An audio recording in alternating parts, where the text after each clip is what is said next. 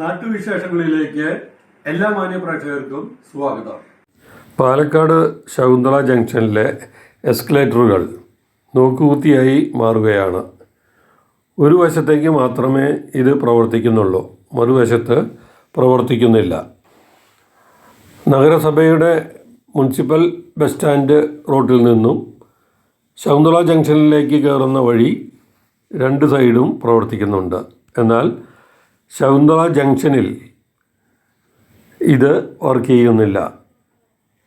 ഏറെ നാൾ മൊത്തം വർക്ക് ചെയ്യാതെ കിടന്നിരുന്നു. പൊതുപ്രവർത്തകർ റീത്ത് വെച്ചും ചെരുപ്പുമാല അണിയിച്ചും പ്രതിഷേധിച്ചതിനെ തുടർന്നാണ് വീണ്ടും പ്രവർത്തനം ആരംഭിച്ചത്. മാത്രമല്ല, ഈ എസ്കലേറ്ററിൽ കയറി ഇറങ്ങുമ്പോൾ പലരും വീഴാറുണ്ട്. ഇന്ന് മേലേമുറി സ്വദേശിയായ 65 വയസ്സായ വയോധിക വീണിരുന്നു. നെറ്റി പൊട്ടി. ഇവരെ ഓട്ടോ ഡ്രൈവർ ജില്ലാ ആശുപത്രിയിലേക്ക് എത്തിച്ചിരുന്നു.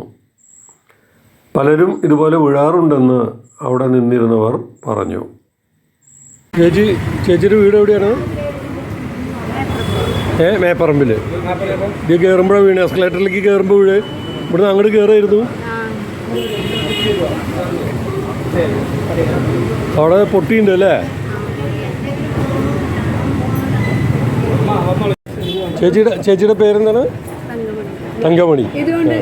ഇവിടെ എവിടേക്ക് വന്നതാ? റെയിൽവേ സ്റ്റേഷനിലേക്ക് വന്നതാ. നാട്ടിലെ വാർത്താ സ്പന്ദനങ്ങൾ ഞങ്ങൾ ജനങ്ങളിലേക്കും അധികാരികളിലേക്കും എത്തിക്കുന്നു.